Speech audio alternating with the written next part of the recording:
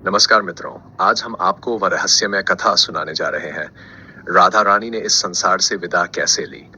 Skip बिल्कुल मत करना, पूरी कहानी ध्यान से सुनना, क्योंकि हर पल में छिपा है वह अनमोल सत्य जो राधा कृष्ण को एकात्म बनाता है। तो चलिए बिना देर किए शुरू करते हैं। बरसाना की संकरी गलियां उस दिन अनजानी सी उदासी ओढ़े थीं।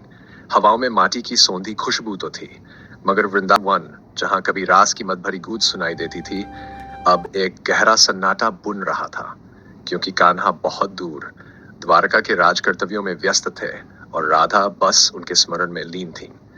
हर भोर राधा उसी कदम वृक्ष के नीचे जा बैठती, जहां कृष्ण ने एक दिन बांसुरी का पहला मीठा सुर छेड़ा था। वे आंखें मूंद कर वही बांसुरी सुनने की कोशिश करती, पर अब वहां सिर्फ हवा की सानिय सानिय थी। दिन प्रतिदिन उनका शरीर क्षीण होता गया। ब्रह्म वैवर्त पुराण कहता है कि उन्होंने अन्न जल त्याग दिया था। गांव वाले मनुहार करते, पर राधा एक ही वाक्य दोहराती, जब तक कान्हा के चरणों का दर्शन न हो, ये जगत मेरा भोजन कैसे हो सकता है। उधर द्वारका में एक संध्या श्री कृष्ण ने बांसुरी उठाई, पर उंगलियां कांप गई। बांसुरी ने स्वर पकड़ने से मना कर दिया। उसी क्षण देवर्षि नारद प्रकट हुए। उन्होंने कहा, मधुसूदन, वृंदावन में एक कदम तले अटूट प्रेम तप रहा है। क्या तुम्हें उसकी पुकार नहीं सुनाई देती। कृष्ण के हृदय में हलचल हुई। उन्होंने तुरंत संदेश भेजा, राधा को द्वारका आमंत्रित किया गया। लहरों से गिरी स्वर्णपुरी द्वारका में राधा का स्वागत शंखनाद और पुष्प वर्षा से हुआ, पर राजमहल का वैभव उन्हें छू भी न सका। कृष्ण उन्हें सीधे अपनी निजी बागकुंज में ले गए, ठीक वैसे ही जैसे कभी यमुना तट की झाड़ियों में ले जाया करते थे। चांदनी रात थी। समुद्र की लहरें दूर कहीं थाथा कर रही थीं। दोनों ने पुराने दिनों की स्मृतियों को खेसर सा खोल खोल कर पल पल को सुगंधित किया।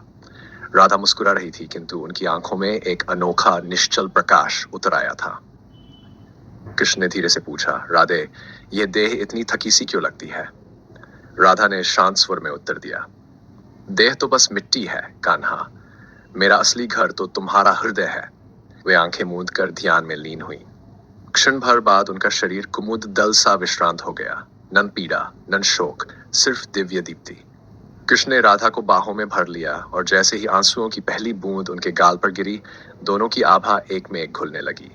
मानो स्वर्ण में सुगंध खुल जाए, वैसे ही राधा कृष्ण एक रस हो गए।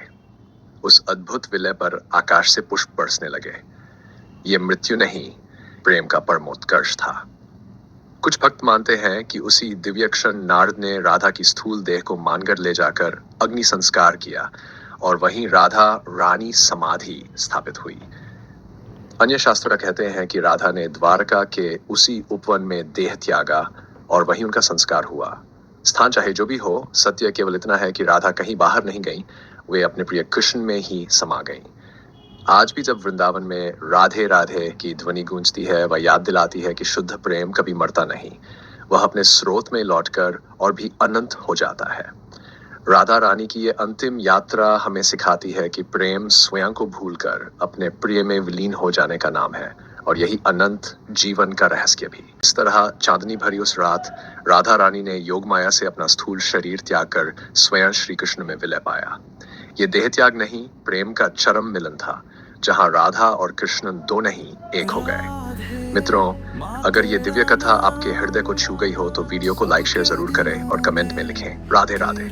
ऐसे ही और भक्तिमय प्रसंगों के लिए चैनल को सब्सक्राइब करना न भूलें। मिलेंगे अगली कथा में, तब तक प्रेम ही परम सत्य है। जय श्री राधे।